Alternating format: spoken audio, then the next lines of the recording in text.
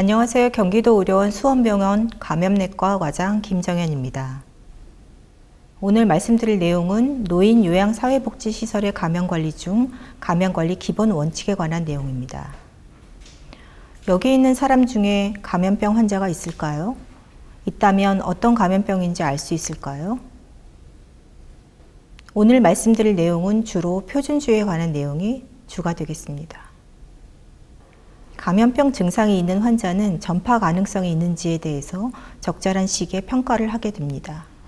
표준주의는 이러한 증상이 있건 없건 간에 모든 사람들에 대해서 적용하는 주의입니다. 미국 질병통제센터나 세계보건기구에서는 다음과 같은 항목들을 공통적으로 표준주의의 내용으로 삼고 있습니다. 각 내용에 대해서 자세히 살펴보도록 하겠습니다. 먼저 손위생입니다. 손위생은 감염관리 중 가장 기본적이고 중요한 사항입니다. 실제 손 씻기 비율을 조사한 거에서는 화장실 이용 후 손 씻기를 한 비율이 전체 10명 중 7명에 불과하고 그 7명 중에서도 비누로 손을 씻는가에 대해서 3명만이 그렇다고 답을 했습니다. 즉 10명 중 3명만이 비누를 사용한 올바른 손위생을 실천하고 있는 것입니다. 손에는 정상적인 세균들이 존재하기 때문에 손을 제때 씻지 않을 경우 기하급수적으로 세균이 증식하여 3시간 만에 26만 마리의 세균이 증식이 가능하다고 합니다. 손위생을 하는 횟수뿐만이 아니라 올바른 방법도 중요합니다. 일반적으로 잘 씻기 어려운 부위가 손끝과 손가락 사이 엄지손가락 부위입니다. 이 부위를 충분히 씻을 수 있도록 올바른 손위생 방법을 적용해야 합니다. 올바른 손 씻기 6단계는 손바닥과 손등, 손가락 사이, 그리고 손끝, 엄지손가락, 손톱 밑을 정하고 있습니다. 이 부위를 올바로 다 시행해야 손 씻기를 꼼꼼하게 시행할 수 있습니다. 물로만 손을 씻는 경우는 올바른 손위생이 아닙니다. 물과 비누를 이용하거나 소독 성분이든 알코올 젤을 이용하는 것이 올바른 손위생 방법입니다. 단 손에 이물질이 묻은 경우 물과 비누를 이용한 손 씻기만을 권고합니다. 업무 시 손위생은 침상 정리나 물품 교환 등 업무 시 환자마다 손위생을 시행합니다. 동일 환자 내에서도 기저귀 교환, 소변백 비우기 등 체액 노출 위험이 생기는 행위 이후에 손위생을 시행해야 합니다. 기구 세척이나 소독 업무를 위해서 장갑을 착용할 때에는 착용 전 손위생을 시행해야 합니다. 장갑 교환 시와 작업 종료 후에도 손위생을 다시 시행합니다. 다음은 적절한 개인 보호구에 대해서 알아보겠습니다. 개인 보호구에는 장갑, 앞치마 또는 가운, 마스크 또는 호흡기 보호구, 고글 또는 안면 보호구가 있습니다. 개인 보호구는 오염이 심한 장갑, 가운, 고글, 마스크의 순서로 제거합니다.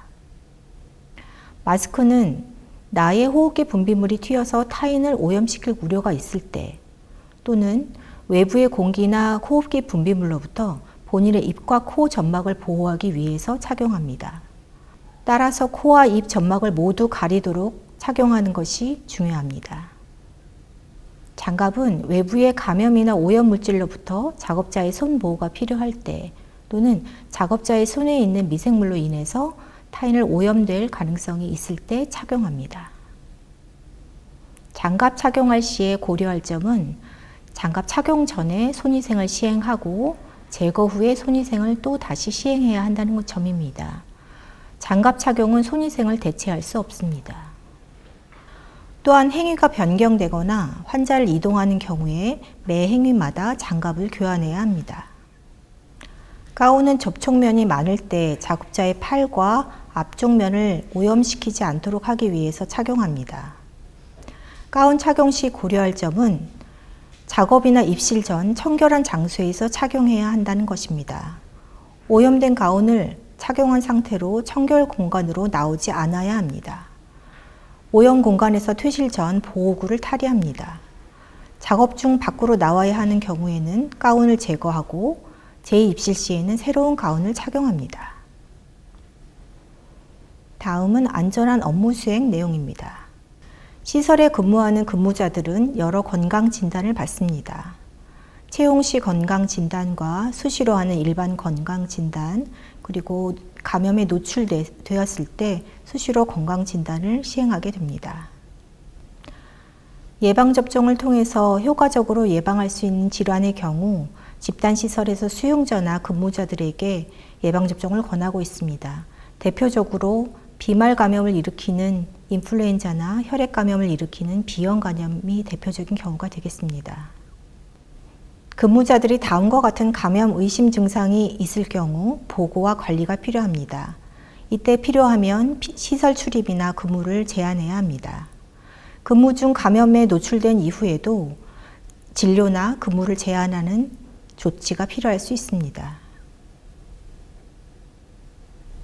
특히 조리 종사자는 설사 증상이 있는 경우에 설사가 멈출 때까지 다른 사람이 먹을 음식을 다루지 않도록 해야 하며 음식 취급자의 손이나 얼굴, 코 등에 화농성 병변이 있을 경우 조리하지 않도록 합니다. 또한 다음과 같은 감염병에 이완됐을 때는 일시적으로 업무를 제한해야 합니다. 직무 중 옴 환자와 접촉한 예시를 들어보겠습니다. 감염 경로는 옴 환자와 보호구 없이 직접 피부 대 피부 접촉을 한 경우에 이루어집니다. 이를 예방하기 위해서는 접촉 주의와 환경 관리를 해야 되며 노출되었을 때는 다음과 같은 치료제를 도포해야 합니다. 감염 증상이나 감염이 확인된 직원에 있어서는 의학적으로 치료가 될 때까지 근무를 제한하는 것이 필요합니다. 다음은 소독 환경관리입니다. 환경관리의 일반 원칙은 오염이 적은 장소로부터 심한 장소로, 높은 위치에서 낮은 위치로 시행합니다. 감염원이 에어로졸 발생하는 것을 최소화하기 위해서 먼지와 바람 발생을 줄이도록 합니다. 자주 접촉하는 환경 표면은 좀 더 자주 세척하고 소독합니다.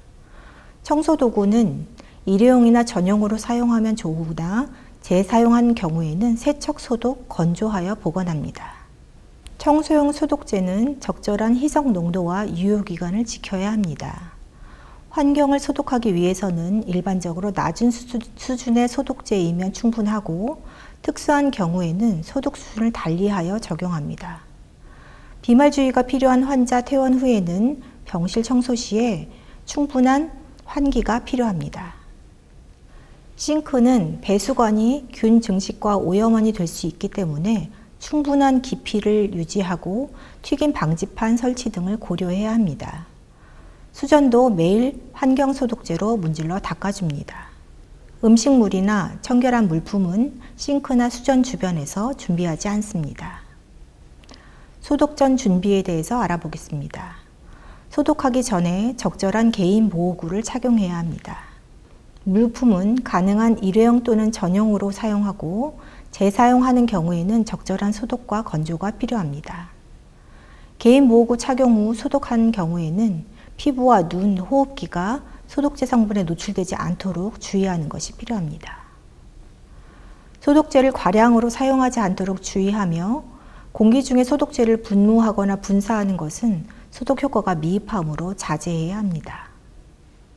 손이 자주 닿는 표면을 소독제로 닦아내고 일정한 시간이 유지한 후에 깨끗한 물로 적신 천으로 표면을 다시 닦아냅니다.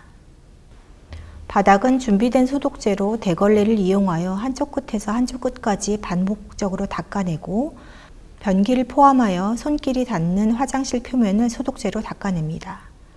소독 업무 종료 시에는 재사용이 가능한 도구는 소독한 후 건조하여 보관합니다. 환경관리 체크리스트의 예시입니다. 손이 자주 닿는 곳, 사무실에서 자주 접촉하는 물건의 표면, 화장실 일부 물품들, 해당 공간 내에 기구와 물품을 나열하고 접촉 빈도와 오염 정도를 고려해서 환경관리의 빈도와 방법을 결정합니다. 환경관리 체크리스트를 작성하여 비치하면 빠지지 않고 청소를 수행할 수 있습니다. 소독 후 발생한 폐기물은 종량제 봉투에 넣고 밀봉을 한 후 폐기합니다. 소독 후 사용 전까지 충분한 환기가 필요하고 소독 후에도 손 씻기와 샤워 등 개인 위생을 꼭 실천해야 합니다. 마지막으로 이동과 배치입니다. 노인 요양과 사회복지시설에서는 환자의 이동과 배치에 대해서 다음과 같이 기술하고 있습니다. 다른 사람에게 감염을 전파할 위험이 있는 환자의 경우에서는 가능한 한 1인실에 두도록 합니다. 1인실이 여유가 없는 경우에는 다음과 같은 사항을 고려하여 우선순위를 결정합니다. 공기전파 감염이 가장 우선순위가 되며 주의 조치를 지키기 어려운 환자의 상태를 고려하고 환자의 분비물 또는 배설물의 조절 가능 유무 등을 참조해야 합니다. 격리를 위한 공간을 지정할 때 다음과 같은 고려점이 필요합니다.